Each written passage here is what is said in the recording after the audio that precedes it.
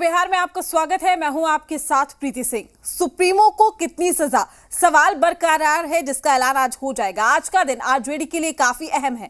दरअसल आज रांची में सीबीआई की special court party supremo Lalu Prasad Yadav की सजा पर फैसला सुनाएगी। रांची की सीबीआई की स्पेशल कोर्ट चारा घोटाले के तहत डोरंटा कोषागार से 139 करोड़ रुपए की अवैध निकासी मामले में सजा सुनाएगी।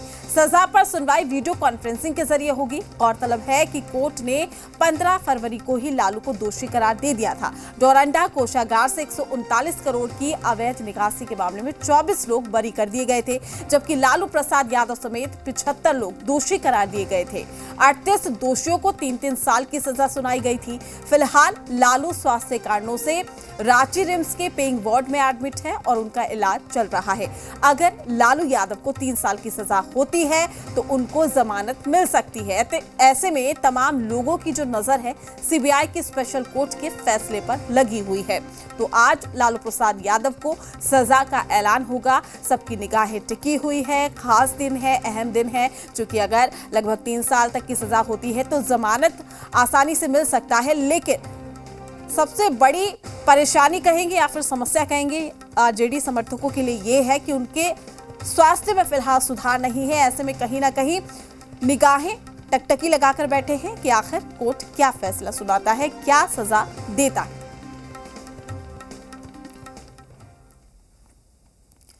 आज लालू यादव पर सजा का ऐलान होना है। ऐसे में राबड़ी आवास पर सन्नाटा पसरा हुआ है। ना तो कोई कार्यकर्ता है, ना ही कोई नेता। डोरंटा ट्रेजरी मामले पर राजद सुप्रीमो लालू प्रसाद यादव को दोषी करार दिया गया है।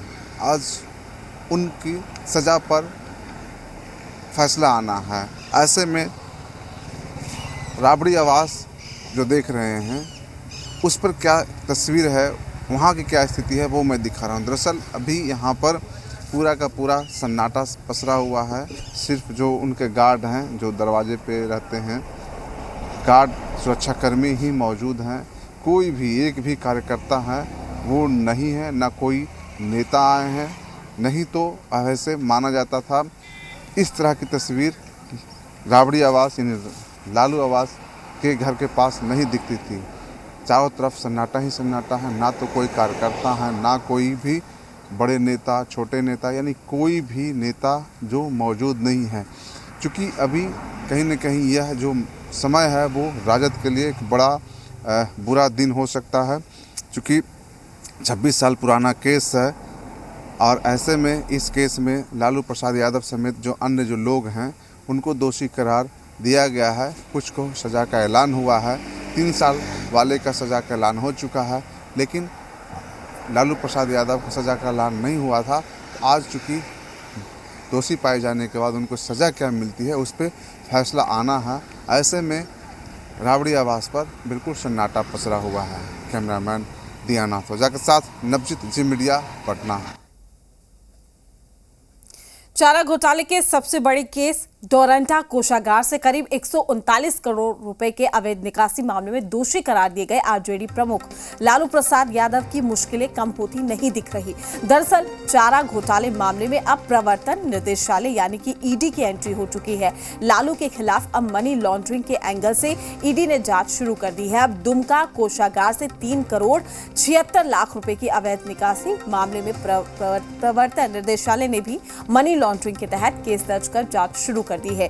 ईडी ने दुमका कोषागार से जुड़ा 2 केस टेक ओवर किया है। पहला 3 करोड़ 76 लाख की निकासी मामला, दूसरा दुमका कोषागार से ही 34 करोड़ 91 लाख की निकासी मामला शामिल है। इन दोनों ही केस में लालू प्रसाद आरोपी हैं। साथ ही अन्य लोगों के खिलाफ भी ईडी ने जांच शुरू की है। वहीं ईडी की जांच मामले में लालू के अधिवक्ता देवासी मंडल ने कहा है कि इसकी जानकारी हमें हुई है। इसमें पूरा डॉक्यूमेंट देखकर और ईडी द्वारा क्या कुछ कार्रवाई की जा रही है उसके बाद हम आगे की प्रक्रिया को करेंगे। वहीं इसको लेकर सियासी प्रतिक्रियाएं भी सामने आई हैं। देखिए, अब एक ही अपराध के 2 बार अगर सजा और एक ही अपराध में 2 तरह के केस, तो ये तो कहीं से भी मुझे नहीं लगता कि न्यायोचित है। अगर इस तरह का कदम उठाया जा रहा है तो इसके पीछे कौन से कारण हैं ये तो मैं इस पर विस्तार से नहीं कह सकता, बोल सकता। लेकिन उनके उम्र का भी तकाजा देखना चाहिए। और सभी केसों में लगभग जो जिन केसों में फिर से ईडी और अन्य तरह की एजेंसियां फिर से उनको अभियुक्त बना रही हैं, तो ये मुझे कहीं से उचित नहीं लगता। जब इनके ऊपर में चारा मामले का केस आया था तो डीए केस आदरणीय लालू प्रसाद जी पर, और उस समय में मुख्यमंत्री थी श्रीमती राबड़ी देवी जी, उनके ऊपर में डीए केस लाया गया था। वो डीए केस का चेकआउट पीरियड था 90 से 97, और उसमें हमने लोअर कोर्ट और हाई कोर्ट से लेके सुप्रीम कोर्ट तक से आदरणीय हमारे नेता को सफलता मिली थी, जो ये साबित हो गया था जो इन पर कोई डीए केस नहीं बनता, और उसमें ये विजयी हुए थे। अब इस तरह की जो बातें आ रही हैं हम लोगों को भी नहीं समझ में आ रहा है, वकील से राय करेंगे तब कुछ बता पाएंगे।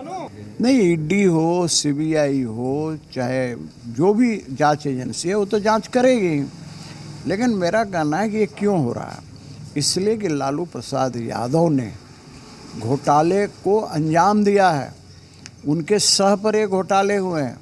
सारा इतिहास बताता है कि लालू प्रसाद यादव ने लोगों को गुमराह करके और दूसरी तरफ करोड़ों करोड़ रुपए का घोटाला उन्होंने किया, और हमारी झारखंड की धरती से किया।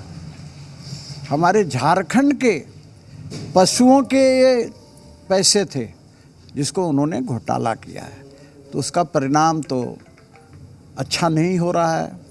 मैं नहीं कहता कि, लेकिन दुर्भाग्य तो इस बात का है कि जो जैसा करेगा वैसा भरेगा। क्राइम पर कंट्रोल कब? जी हां, सहरसा में अज्ञात अपराधियों ने एक